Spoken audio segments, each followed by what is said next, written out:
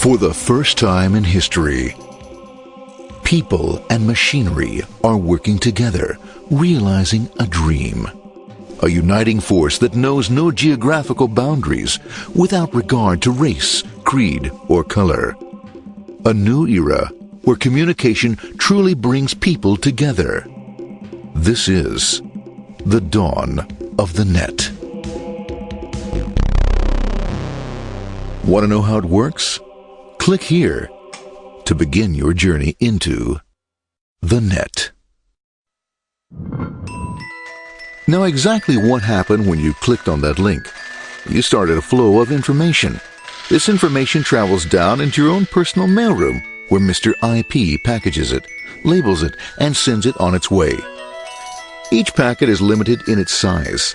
The mailroom must decide how to divide the information and how to package it. Now, the package needs a label containing important information, such as sender's address, receiver's address, and the type of packet it is.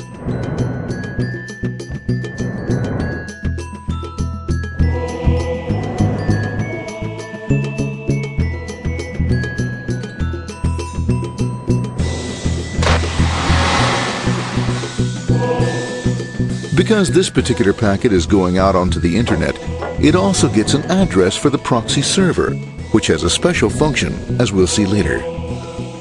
The packet is now launched onto your local area network, or LAN. This network is used to connect all the local computers, routers, printers, etc. for information exchange within the physical walls of the building.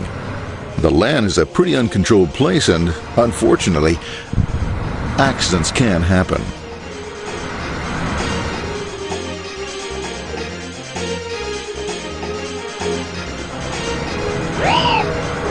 The highway of the LAN is packed with all types of information. These are IP packets, Novell packets, Apple Talk packets. They're going against traffic, as usual.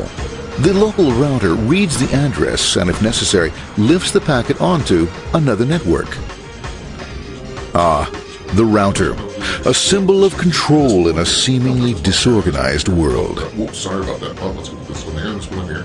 This moves here, this one goes here. I don't like this one. Let's go with this one. Let's go here. A little over this left. Let's go with this one here. Another channel here. Let's put that one here. Another one there. Let's put that one here. There he is. Systematic, uncaring, methodical, conservative, and sometimes not quite up to speed. Sorry. But at least he is exact. For the most part. That's the one who's on. That one was there. That one was there. That one was there. And this one was there. Oh, another one that was there. That was there. He's behind. That one was still there. That was there. He was there. Oh, it was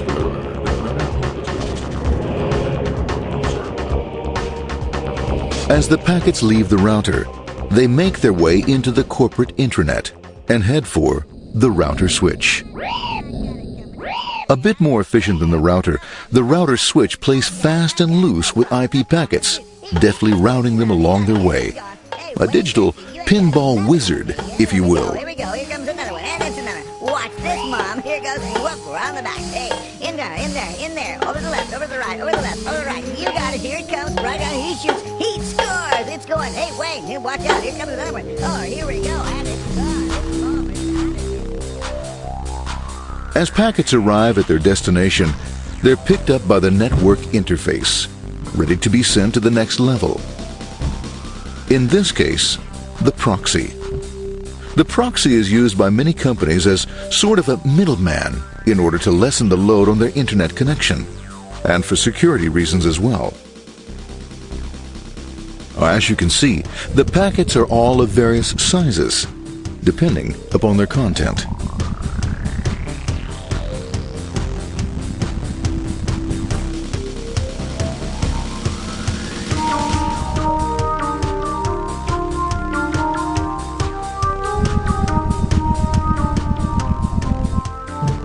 The proxy opens the packet and looks for the web address, or URL.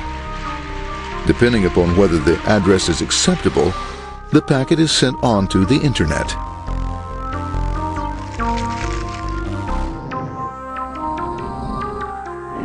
There are, however, some addresses which do not meet with the approval of the proxy, that is to say, corporate or management guidelines.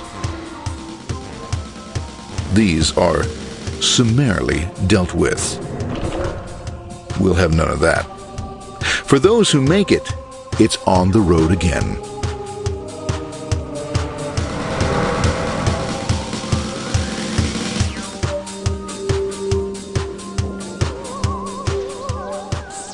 Next up, the firewall. The corporate firewall serves two purposes.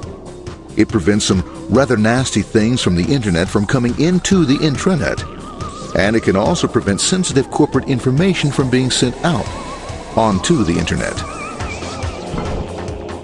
Once through the firewall, a router picks up the packet and places it onto a much narrower road, or bandwidth, as we say. Obviously, the road is not broad enough to take them all. Now you might wonder what happens to all those packets which don't make it along the way. Well, when Mr. IP doesn't receive an acknowledgement that a packet has been received in due time, he simply sends a replacement packet. We are now ready to enter the world of the Internet. A spider web of interconnected networks which span our entire globe. Here, routers and switches establish links between networks. Now, the net is an entirely different environment than you'll find within the protected walls of your LAN. Out here, it's the Wild West. Plenty of space, plenty of opportunities, plenty of things to explore and places to go. Thanks to very little control and regulation, new ideas find fertile soil to push the envelope of their possibilities. But because of this freedom, certain dangers also lurk. You'll never know when you'll meet the dreaded ping of death. A special version of a normal request ping, which some idiot thought up to mess up unsuspecting hosts. The paths our packets take may be via satellite, telephone lines, wireless, or even transoceanic cable. They don't always take the fastest or shortest routes possible, but they will get there. Eventually. Maybe that's why it's sometimes called the worldwide wait. But when everything is working smoothly, you can circumvent the globe 5 times over at the drop of a hat. Literally. And all for the cost of a local call or less. Near the end of our destination, we'll find another firewall. Depending upon your perspective as a data packet, the firewall could be a bastion of security or a dreaded adversary.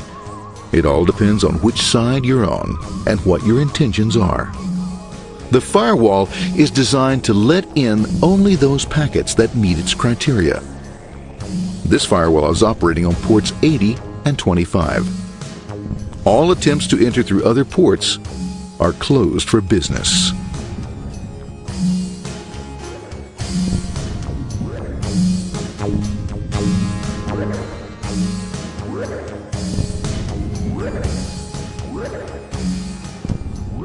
Port 25 is used for mail packets, while Port 80 is the entrance for packets from the Internet to the web server. Inside the firewall, packets are screened more thoroughly. Some packets make it easily through customs, while others look just a bit dubious.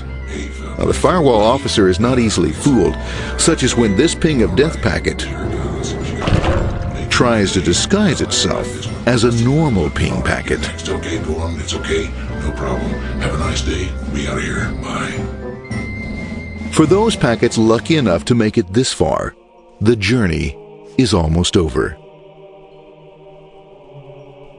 It's just a line up on the interface to be taken up into the web server.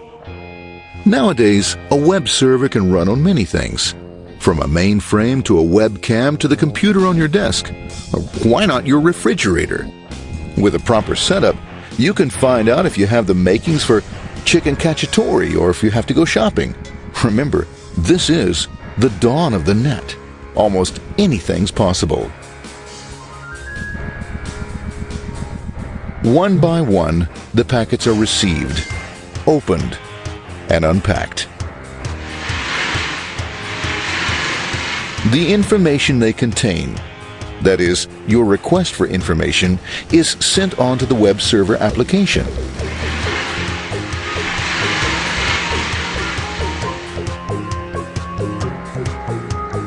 The packet itself is recycled, ready to be used again, and filled with your requested information.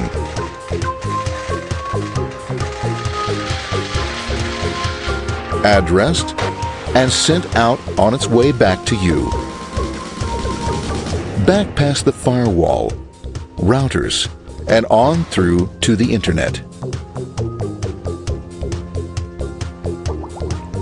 Back through your corporate firewall.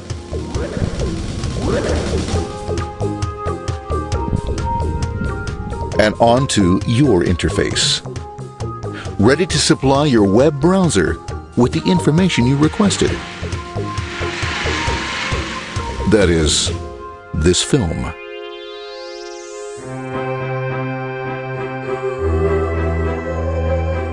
Pleased with their efforts and trusting in a better world, our trusty data packets ride off blissfully into the sunset of another day, knowing fully they have served their masters well.